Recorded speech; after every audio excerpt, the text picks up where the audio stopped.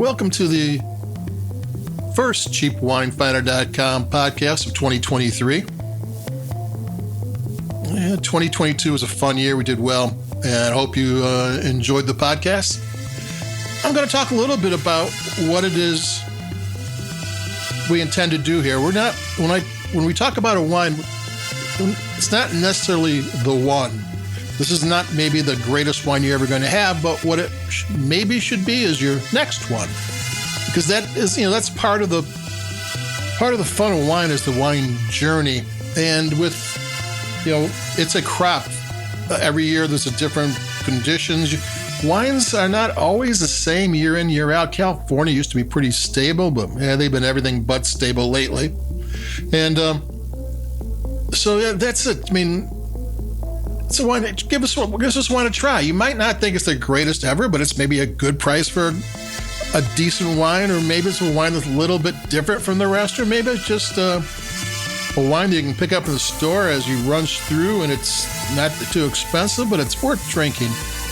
And what we got today is the Kirkland Russian River Valley Pinot Noir, Sonoma County, 2021. It's an $11.99 from Costco, where I once read that they were the largest wine retailer in the country. So they know a little bit about wine. One thing interesting about Kirkland and Costco is they tell you who made it. Who is it? Look at the back of Nancy Walker, which you might know or you might not know, but she's one of the winemakers for Vintage Wine Estates, which are a pretty good crew over there. And they also tell you who the buyer is, which I don't remember the name off my head, but I do have a link to him. So if you can actually check out who the Costco website, and it tells you who the buyer was. He buys different wines from different places, and you match up your palate with them. Well, then you're probably going to be able to get some good wines, because that's half the battle, is matching up your palate. So what do we have here with this Russian River, Sonoma County Pinot Noir? Russian River runs along the coast, north-south. It used to go east-west. Ancient earthquake changes direction. It's a river valley. Even closer to the Pacific Ocean is the Sonoma coast, which is mostly mountain valleys, so they're different, but they sometimes overlap. And Russian River tends to have bigger wineries, and the Sonoma coast is not boutique, but smaller, all well regarded and all make good wine. So I'm going to take a sip of this.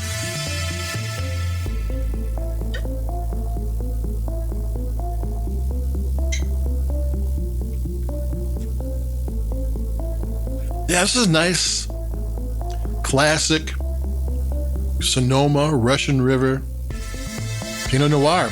It's smooth, it's silky, but it's got a little rough edges to it, a little bit of the spices, a couple different flavors of spices. Both of them are kind of exotic and maybe has a rough edge or a little sharpness to it. It's black cherries and plums and raspberries and cranberries and some herbs. It's, but all not over the top, not too powerful. Acidity is fine. Acidity stays out of the way and lets the flavors unfold. I'm going to take another sip.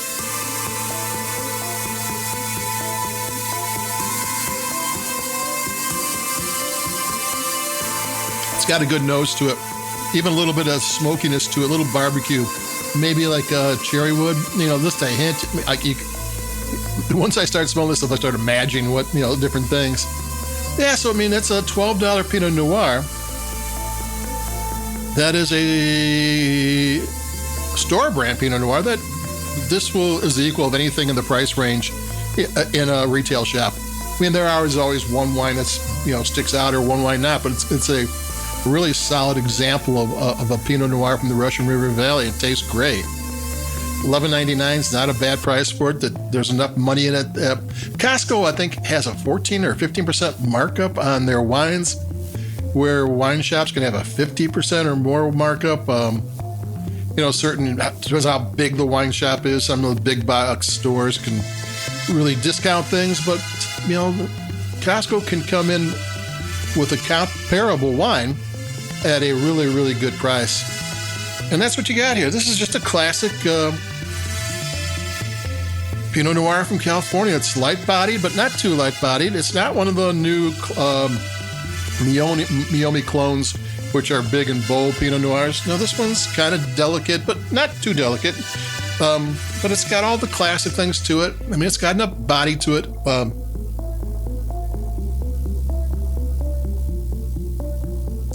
Took another sip.